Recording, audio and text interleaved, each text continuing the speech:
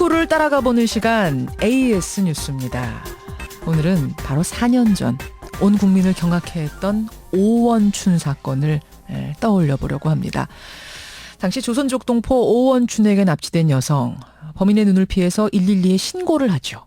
신고를 받은 경찰은 신고를 제대로 인지하지 못했고 엉뚱한 곳만 수색을 합니다. 12시간 만에 오원춘의 집을 찾았을 땐 이미 피해자는 이 세상 사람이 아니었습니다. 유족은 국가를 상대로 손해배상 청구 소송을 냈는데요. 2심에서 국가의 책임이 없다는 판결이 나왔고 지난주 대법원은 이 판결을 다시 2심 재판부로 돌려보냈습니다. 4년이 넘는 시간 동안 법정 공방에 시달리고 있는 유족들, 지금 어떤 심정일까요? 오원춘 사건 피해자의 남동생을 직접 만나보겠습니다. 나와 계십니까? 예, 안녕하세요.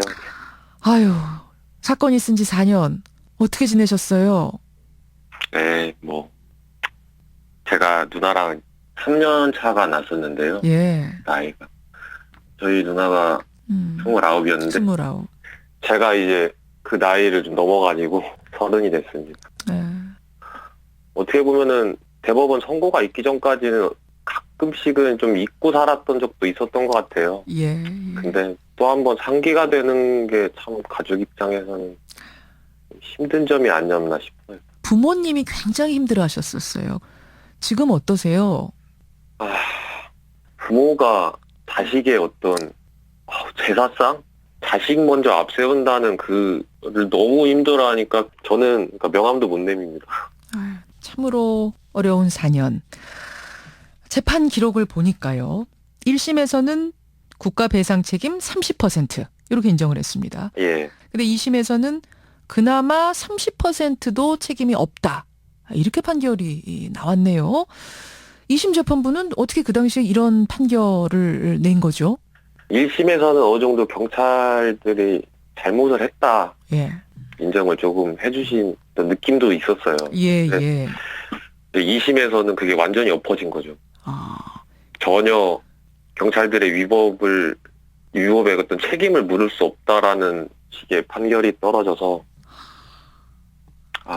정말 그때 힘들었죠. 보니까 이렇게 썼어요. 재판부가. 네. 오원춘의 난폭성과 잔인성을 고려하면 초기 수색에 성공했다고 하더라도 피해자가 생존 상태에서 구출될 수 있었을 거라고 장담할 수 없다.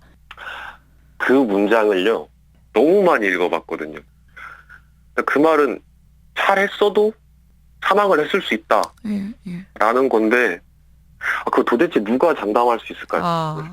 그날 기율에 맞춰서 잘 하셨다고 하더라도 저는 따져보기라도 했었을 것 같아요. 예, 예. 근데 이거는 정말 변명의 여지가 없다는 생각을 크게 했거든요. 그래요. 지금 들으시는 분들이 아마 이게 벌써 4년 전 일이라서 좀 가물가물하실 수도 있을 거예요. 네. 그러니까 오원춘에게 감금당한 상태에서 누나가 기지를 발휘해서 112에 신고를 한 거죠. 전화 버튼을 누른 거죠.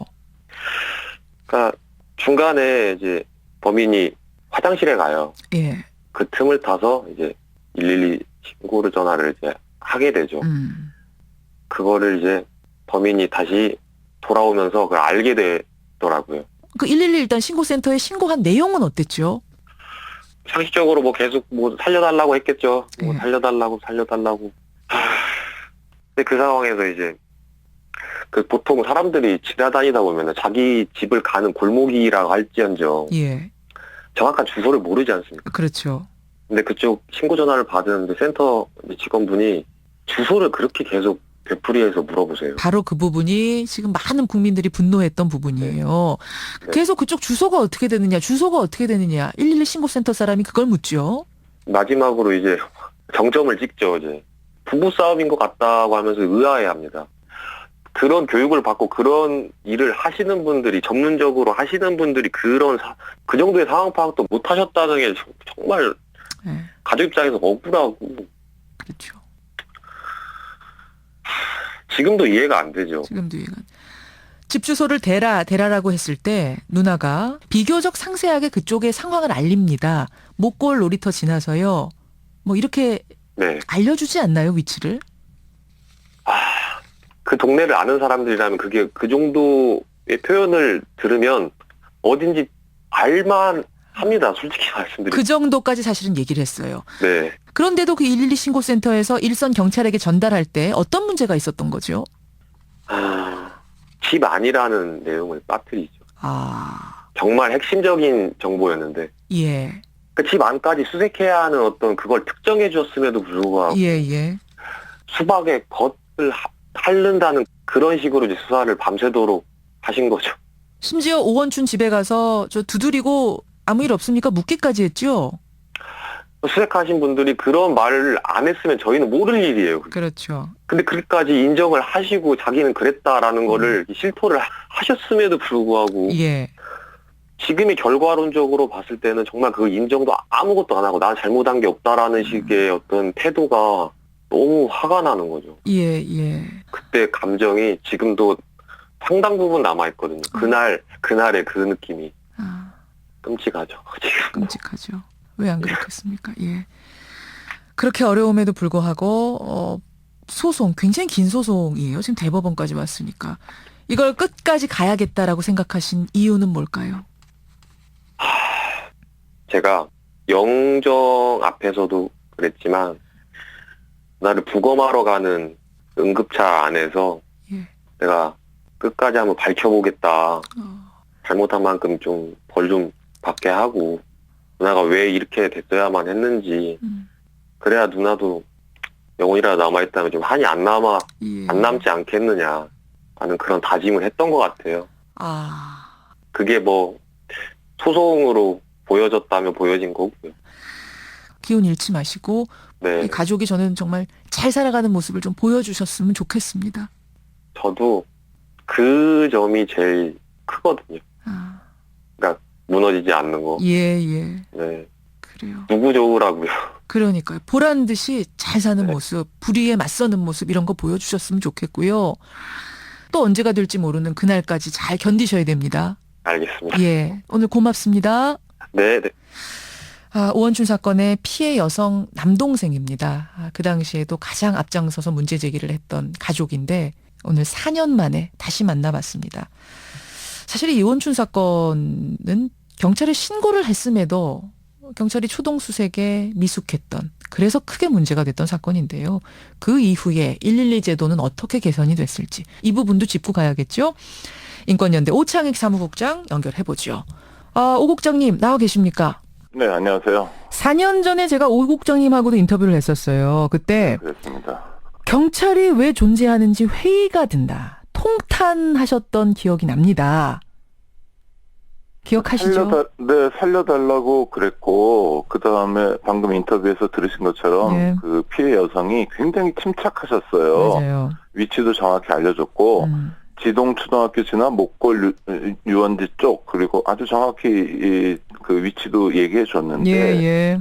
경찰은 허둥대고 제대로 대응하지도 않았고, 그게 뭐, 그 밤새 이어지는 거 아닙니까? 부부싸움이라고 그냥 치부해버리고. 아니, 그리고 출동한 경찰들도 정말 이해할 수 없었고요. 예, 예. 그래서 그 경찰의 도움을 청하는 게 오히려 그 자신의 생명을 빼앗기게 되는 계기가 된 게 아닌가 싶어가지고 맞아요. 굉장히 안타깝고, 그렇다면 경찰이 왜 존재해야 되는지, 국민의 생명과 안전을 지키는 게 경찰의 제1책무 아닙니까? 그럼요. 제1책무가 제대로 진행되지 않았고, 그리고 청취자 여러분 기억하시겠지만 그 사건 때문에 경찰청장이 그만둡니다. 예, 예. 굉장히 중요한 사건이었고요. 엄청나게 큰 사건. 그래서 네.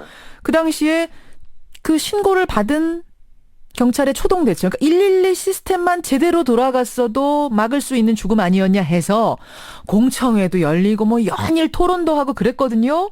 네네. 어떻게 4년이 지난 지금 좀 개선이 됐습니까? 112 시스템? 아닙니다. 그대로입니다. 왜냐하면 뭐 경찰이 무슨 문제가 있을 때마다 뭐 제대로 하겠다, 뭐 철저하게 하겠다, 뭐 확립하겠다, 뭐 이런 얘기들 하는데 예, 예. 사실 말잔치고요. 실제로 바뀐 건 없습니다. 이게 왜냐하면 제도적인 문제거든요. 아니 오 국장님, 근데 제가 아는 걸로는 네. 112에 신고 전화가 가면 동시에, 그러니까 실시간으로 순찰자가 그 신고 전화를 듣게 한다든지, 뭐 112 신고 어플리케이션이 생겼다든지, 네. 단축 번호만 누르면 자신의 위치가 자동으로 전송이 되는 시스템 마련한다든지, 이렇게 좀 바뀌지 않았어요? 제도적으로? 어플은 이제 스마트폰이 보급되면서 새롭게 시작된 거고요. 예. 그전하고 달리. 이 핵심은 이제 지역경찰 활동인데요. 112 신고하면 전부 녹음이 되고 하는 시스템 그전에도 다 있었습니다. 그러니까 녹음된 상황을 저희가 그 4년 전에도 확인하지 않았습니까? 예. 그 답답하고 안타까운 상황을요. 문제는 이제 그 곧바로 출동할 수 있는 시스템들인데요. 예. 얼마 전에 그 한남동 살인사건에서 본 것처럼 막 엉뚱한 데 출동해가지고 그 사건도 이제 문제가 되지 않았습니까? 그 그랬었죠. 어머니가 여자친구를 살해하는 그 맞아요. 사건이요. 예. 그것도 뭐 그 서울 도심이었고 한남동이었는데도 불구하고 30분이 걸렸습니다. 아하. 그러니까 그 오원춘 사건 이후에 그런 사건이 재발하지 않거나 그런 비슷한 사건이 일어나지 않아야 되는데도 예. 불구하고 112에 신고해서 사람을 살려주세요라는 다급한 목소리에 경찰이 제대로 대응하지 못하는 일들이 지금도 반복되고 있다는 건 경찰이 말로만 바뀌었지 실제로 바뀌지 않았다는 걸 보여주고 있습니다. 그러니까 제도는 뭔가 조금 이제 바꾸려고 노력을 했지만 그걸 운용하는 사람들의 인식. 그러니까 신고를 받고 제대로 찾아가지 못하는 뭐 이런 부분들, 이런 사람의 운영 문제가 있는 거군요. 그럼요. 네. 네. 그거 어떻게 해야 됩니까? 아니 가장 큰 문제는 저는 자치 경찰이 돼야 된다고 생각합니다. 청취자 여러분 낯선 분도 계시겠지만 자치 경찰이요? 네, 우리나라는 국가 경찰이에요. 경찰청장부터 저 예. 말단까지가 다 연결되어 있는데 뭐 미국이나 일본, 프랑스, 독일 어떤 나라든지 다 자치 경찰입니다. 그러니까 지역 주민들이 경찰을 통제합니다. 뭐 지방 경찰청장을 선출하기도 하고 여러 가지 방법으로요. 그러니까 교육감이 이제 자치 아닙니까? 자치 교육감이 그렇죠. 된 다음에 지역 학생들, 학부모들을 위해서 다양한 활동을 벌이는 것처럼 예. 오로지 주민만 생각하는 경찰을 우리들이 가질 수 있냐 없냐가 아주 핵심적인 겁니다.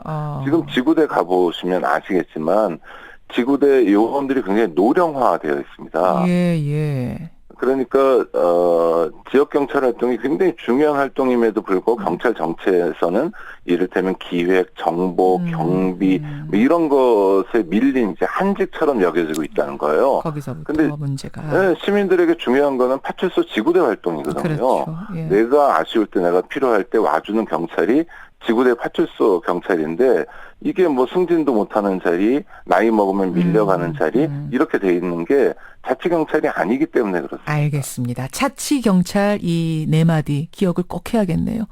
말씀 고맙습니다. 예, 고맙습니다. 예, AS 뉴스 인권연대 오창익 사무국장까지 만났습니다.